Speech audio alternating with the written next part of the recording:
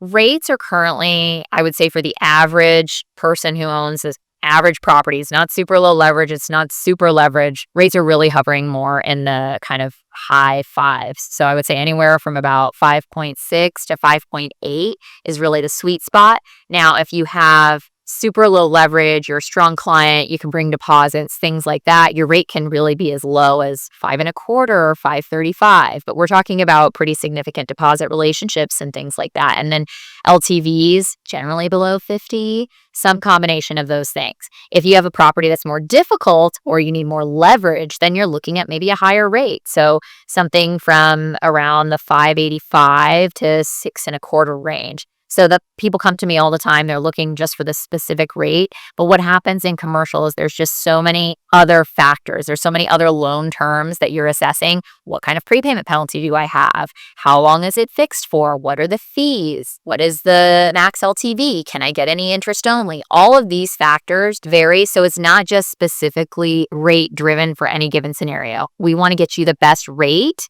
for all the other terms and things that you need for that financing. Now, in terms of where rates are headed, I don't anticipate that rates are going to drop really much more than they already have for the remainder of the year. Of course, the data could change. We could get a really horrific jobs report and then we could see rates dip. But what we've experienced pretty much most of the year is more volatility than we're used to having. So, we get some news, treasuries drop, and then, within a week or two, they're back up to where they were. We've been sort of tapering down because it's never a straight line down with rates. So there's been some variables, but I'm not anticipating, unless some crazy data comes out, which you never know, we're living in a crazy time. I'm not really anticipating too much of a drop this year. Definitely some drops for next year. And again, there's always a caveat with this. I don't have a crystal ball. If information comes out that the jobs market is bad or there could be all kinds of news that comes out, especially with all the wars that we have going on and things like that. They could affect rates, but they'd probably be short term anyway.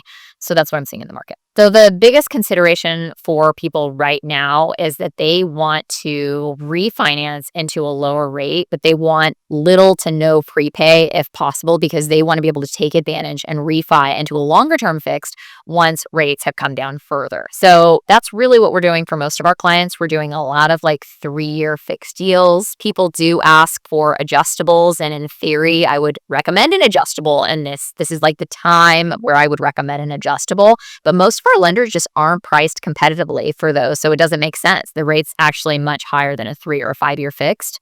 So the next best thing you can do is do a 3-year fixed. Hopefully they have a 2 or 3-year prepay at most. That's what I'm seeing people do. Now, in terms of if you already have a prepay currently, unless you really need to get some cash out of that property or you need to sell, it's not really a great time to pay a prepay because, for one, your rate's probably lower than it is today, your current rate. And secondly, I think rates are going down. So I would try to avoid paying a prepayment penalty unless there's a specific reason you need that cash. The other thing that we're recommending to clients, you have to check your loan docs because a lot of commercial loans don't allow it. But the next sort of logical thing to do if you need cash and you're locked into a lower rate for even a year or two longer is maybe to look at getting a line of credit instead. That way you're paying a higher interest rate. It's higher than market. It's typically prime plus 1, which would be 8.25 today. That sounds high, but you're only paying on the money that you borrow. So that's another good way to access cash or access equity in your properties if you've still got a prepay in a market where rates are going down, but they're still not at the level that we want to see them.